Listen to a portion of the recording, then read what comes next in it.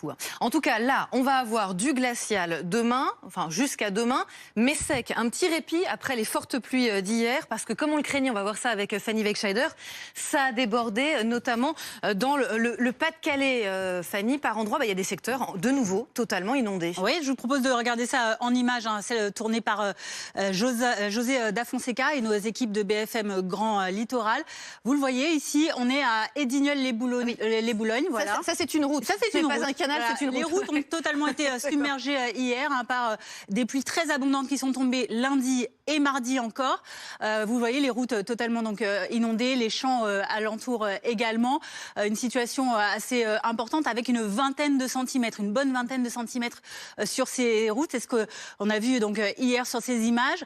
Avec également, vous allez voir d'autres images, cette fois-ci des maisons qui, fort heureusement, contrairement aux deux épisodes de l'hiver dernier en novembre 2023 et janvier 2024, et ben là, ces maisons, elles ont vu leur jardin, pour la plupart inondé, mais les maisons, en tout cas, n'ont pas été endommagées, elles ont été épargnées. Mais vous le voyez, la situation est tout de même assez importante avec ces fortes chutes d'eau.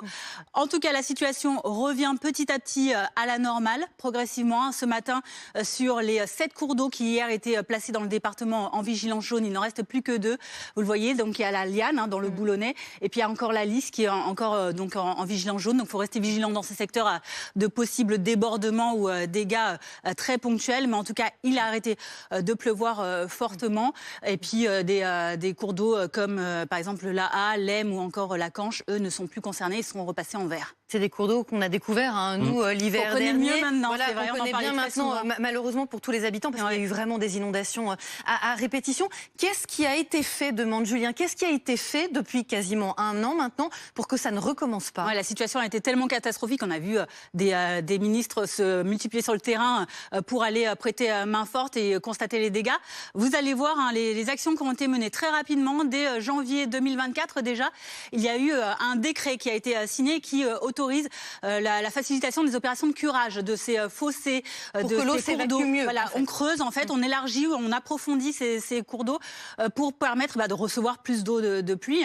À l'été, en juillet, il y a une vingtaine de maisons qui ont pu être rachetées par l'État. C'est le fonds Barnier qui a permis ça. C'est si les dégâts sont supérieurs à la moitié de la valeur à la revente d'une maison. Là, sur les 40 dossiers qui ont été déposés, donc la moitié a été approuvée cet été, donc elles seront indemnisées. Et puis là, au mois d'octobre, il y a à peine un mois, 4 motopompes de grande capacité ont été commandées. Elles avaient été demandées par les pompiers du département et donc elles ont pu être commandées. Vous allez voir à quoi ça ressemble parce que justement, on les avait vues à l'œuvre un peu de manière elles étaient arrivées à la rescousse, voilà, là, c'était vraiment en urgence. Maintenant, c'est anticipé.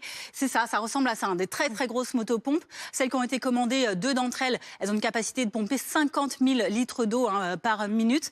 Et elles avaient été installées comme ça. Ici, c'était sur le cours d'eau, la rivière de l'Aa à l'époque. En tout cas, à l'heure actuelle, les autorités disent que la situation de pompage est opérationnelle désormais à 100% sur place. Merci beaucoup Fanny. Et on va suivre bien sûr l'arrivée des premiers flocons demain, évidemment, sur BFM TV. On le rappelle, 28 départements en vigilance orange, nous dit Météo.